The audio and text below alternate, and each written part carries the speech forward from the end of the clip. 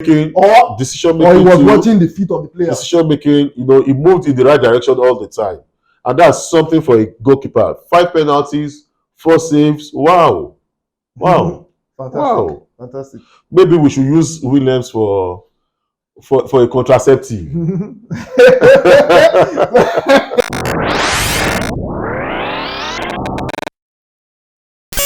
So last month, a wildlife park and museum opened in Ivory Coast.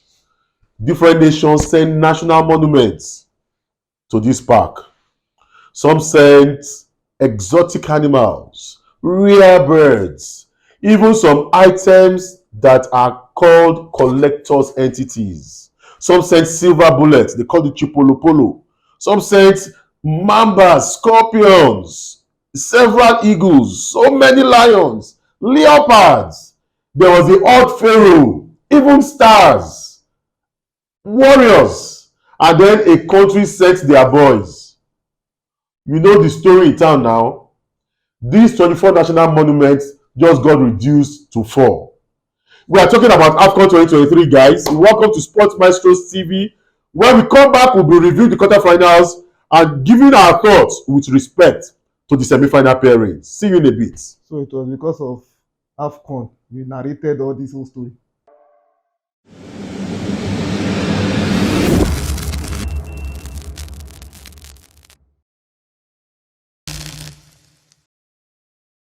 All right, guys, don't mind Radic. He doesn't have any appreciation for literature. You are welcome to Sports Maestros TV, and we are glad to be in your company all the time.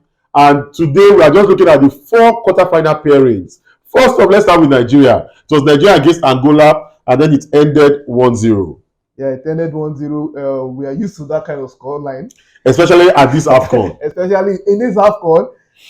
Even before the Afcon, we've always been scoring your 1 goal, 1 goal, 1 goal. So all the matches in this Afcon, except for the second round, the round of 16, have been a 1-goal show. And I just hope it doesn't come back to bite us. But it's a good thing that we are in the semi-finals. All right. Parcero was given a mandate of semi-finals, although he wants to win it. Let's see how far we go in this tournament. Okay, and then maybe another good thing for us is that in the semi-finals we are facing someone that we are more comfortable with. We thought at this point it would be Morocco, and then we were a bit afraid, but now we have got South Africa. Honestly, I'm still afraid. I must confess, I'm still afraid. If you remember, I said it earlier in this tournament that South Africa has the best team in terms of teamwork, in terms of togetherness. Okay. And I said it that they are one of the most difficult to beat. Okay. So I think I would have preferred a team that would attack us and will see spaces to exploit. But this South Africa team too would like to attack. Yes, they like to attack, but at the same time they are compact. Check out, we've not considered a goal since our first match. They also the same thing. Since they lost to Mali, they've not considered a goal.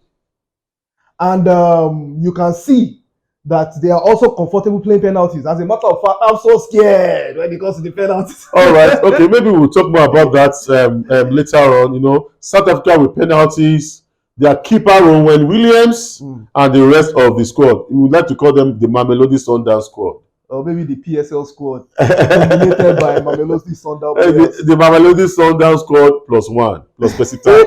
All right, so it ended Nigeria 1, Angola 0. But the match, my pick of the quarterfinal pairings will be DR Congo against Guinea. 3-1 it ended. Your pick? My pick. Okay. Because if you're asking for my pick, I would have said the Ivory Coast match. Okay, let's play a minute or so for DRC and then DRC Guinea, and then we'll go to Ivory Coast. I understand why you pick DRC because they are actually your black horse in this tournament. Okay, now they move from being dark horses to be the black horse. All right, but it was a match that came from a goal down. They got 3 goals in. Their main players featured. Arthur Maswaku scored a fantastic goal from a free kick. Yes. Wissa scored from the penalty spot. So the captain also got in a goal. He has been very solid. Remember, I think very solid at the back, and then got them into the game, and they just took control. It was already going the way of Guinea, and then they turned around the trajectory of the game, and then they killed it. Firstly, you predicted that Guinea was going home. Yeah, I did. You predicted it was going to be the end of the road for Guinea. And we've already said it, that this crop of players DRC has might just be their golden generation. Might just be their golden generation. And hopefully we can get to the finals and maybe not face them, or regardless, whichever team that we are going to beat in the final. I don't mind. All right, so it's if we don't get DRC in the final, then we are going to get Ivory Coast. Ivory Coast made a spectacle of that match with Mali. Fantastic match, especially considering the fact that after Kosuno's red card in the 43rd minute, they played for about 85 minutes with a man down. And it never showed. 11 shots, 3 shots on target.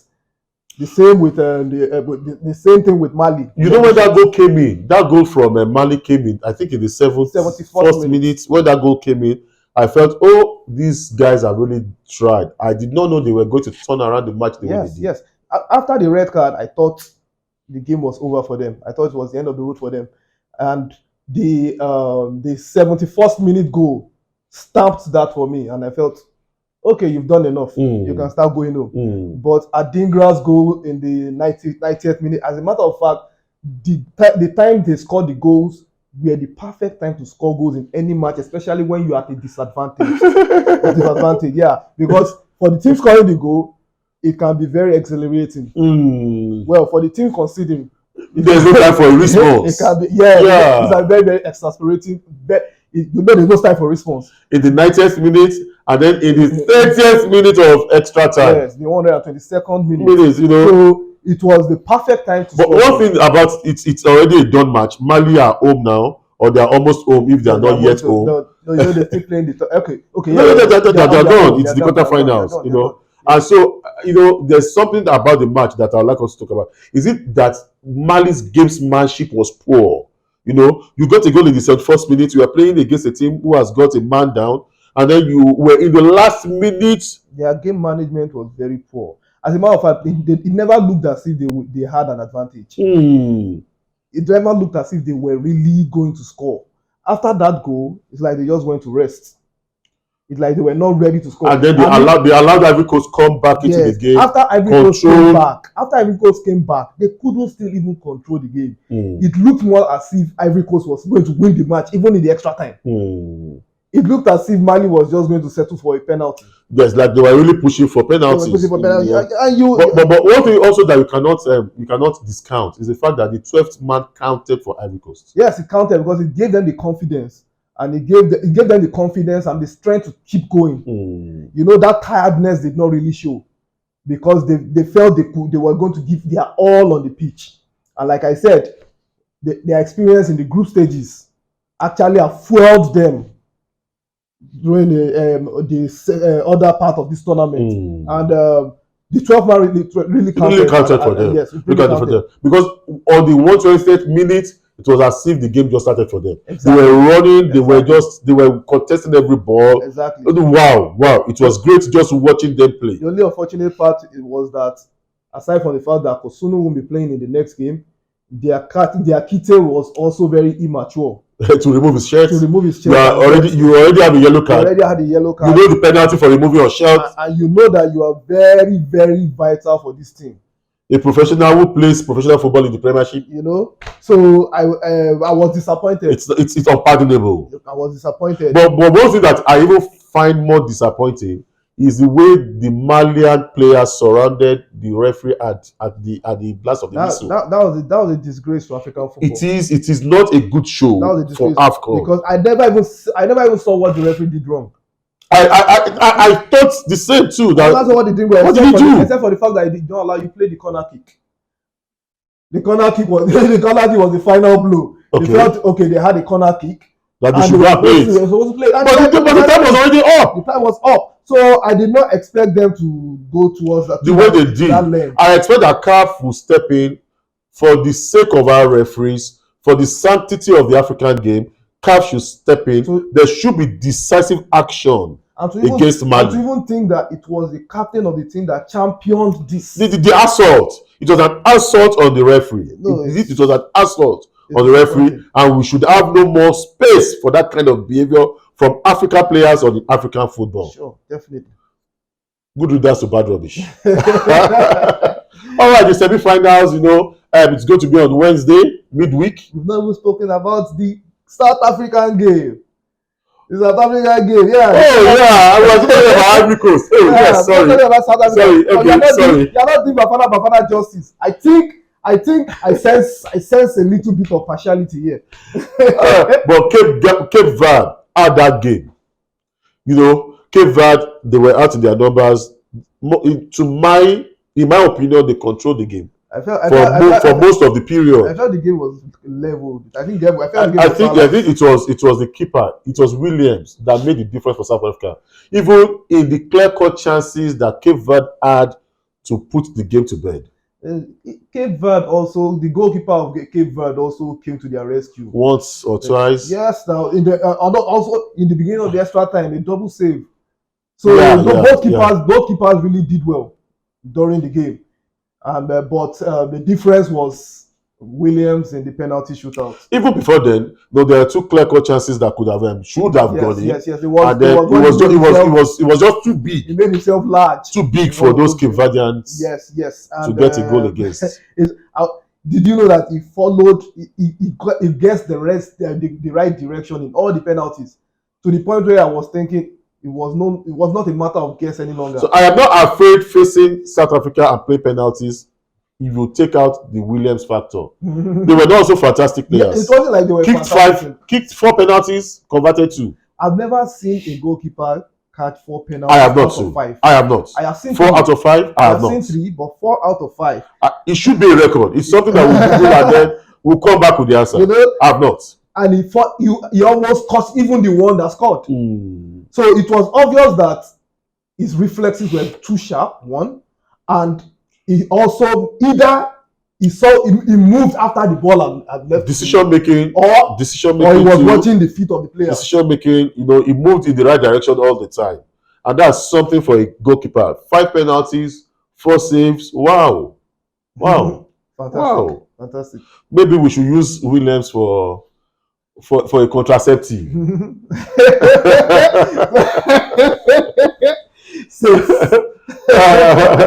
All right, guys. No, that totally was a joke, But semi-finals now, it's official. It's Nigeria.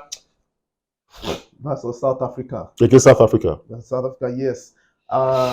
We head to head, we're actually leading. But if we also consider the fact that we've not played against them for a while, I don't think history is anything to go by here. I think we went in the semi-finals at the 2000 Afcon. 2000, yes, we're far better than them. Okay, at that time. Yes, we're far better than them. We had a better team. Yes, we had the best. Sure, at the matter of fact, we had the best team in the whole of Africa. At that time. Yes, there was a certain Cameroon. No. There was a certain Cameroon at that point. We're better than Cameroon. A team that had Eto'o and Mboma. We're better than them. In Gita, we had a team that had Kanu, that had Ikpeba, that had Ikpeba that didn't know that the ball had crossed the line. How many footballers? Ikpeba that was still sitting on the bench at that point. Aside from Mboma and Samuel Eto'o refused. Yes. How many African footballers of the year did they have in their team? How many did we have? We have Kanu. Only Kanu. We had Ikpeba. Oh yeah, Ikpeba. Indeed, Ikpeba was an African player of the year. Of course. And we had misses with Okocha. Yes, and we had misses with Okocha. We had Sunday Olise. We had fantastic players in the team. But they also had a fantastic squad. We had a fantastic squad. And they didn't win it easily. So yes, they did not. But kudos to that team. That team was also a complete team.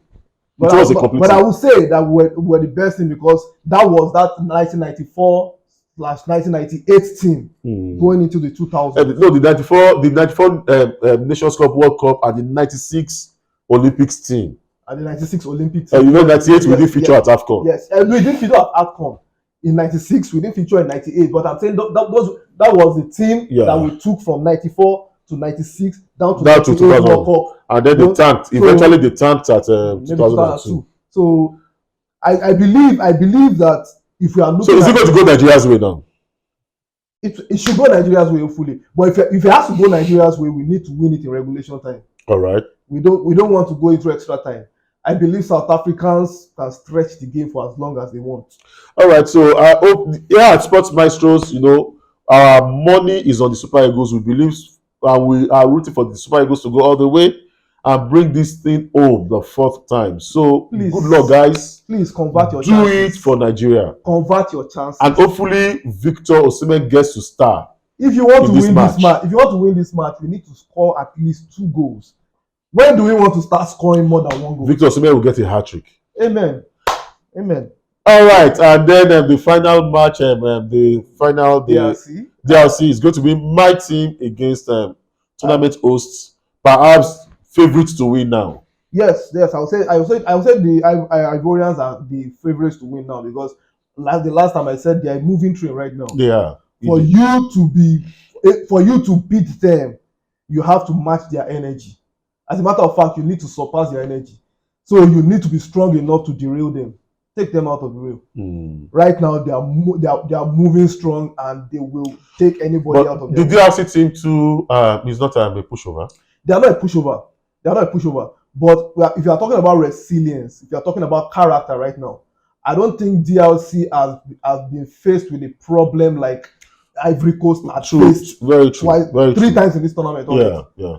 So they knocked out Senegal. They were at the brink of exiting in the group stages. Knocked out Senegal. Yes. And then knocked out Mali the way they did. So in the midst of adversity, they were able to forge ahead. So I don't want this Ivory Coast team in the final. Anyways, I'm hoping and praying Nigeria gets to the final. I don't want to face Ivory Coast. I don't care who we face in the final. Wow, that's a bold statement. I've always said it, that if you want to win the tournament, you need to be able to beat anybody. But if you want to win the tournament too, you need to know when to run. You need to know when to fight, when to walk away. Greece beat Portugal in the first game of the Euro 2004. No, they did not. They beat Portugal in the final. They beat Portugal in the final. They played in the first game. Portugal played England. No, they played in the first game. Right. They were in the same group. It was 3-2. Portugal played England. That was their first game. Yeah, that was their first game. No. All right, guys. We are going to confirm that, and we'll come back, and the winner will get to knock the loser on the head. They played Greece in the first game and they lost. All right. I'm saying that it was Portugal, England, the first game. They lost or drew one of the two. All right, and then eventually in the final, they still won with that 1 goal margin. Yes. We have already beaten them. We've beaten Ivory Coast. I believe we can beat them again, but it's going to be difficult. I really do hope that we get Congo DR. It's our second home, so we have the 12th man also. All Ejigbo people are in the Ivory Coast. As a matter of fact, Ejigbo people. See, a lot of Nigerians, especially from parts of Osun State, are in Ivory Coast. They are nationals of Ivory Coast. However, because the Afcon is just for a month and they will continue living in Ivory Coast, I bet that they will rather support Ivory Coast than support Nigeria for economic reasons. Okay, I really do hope that it is DR Congo that get to the final. You look at how Ivory Coast has packed the stadium for the quarterfinal, even for the second round. Now I expect that there will be a bigger parade at the semi-finals. Sure. Now fancy how the Alassane Ouattara Stadium, the 60,000 capacity will look like on the final day. I'm not looking forward to it at all. Anyways, I don't care about the other participants in the semi-finals now. All I care about is our Super Eagles. We need to go into those matches with our A game, and we need to convert more chances. In Osimhen, enough of your goal droughts. Go and look for your scoring boots. Hat-trick. The guy who stole those boots told me that he has returned them. So with Osimhen to get a hat-trick. Thank you very much. All right. So guys, before we leave, let's just drop one more thing. Each time we extend this invitation to you, I would like to do it one more time. Be a part of the Sports Maestros TV community. Come home to family. Join us. Be part of our team. We would like you to subscribe to this channel. click the notification bell so that you can get all of our content. We would like you to like our videos and drop your comments all the time. There are a lot of things we hope to do, which we can't start until you come along. Yes, we need your motivation. So come along. Join the community. Sports Maestros TV. Thank you. Always, we are signing out.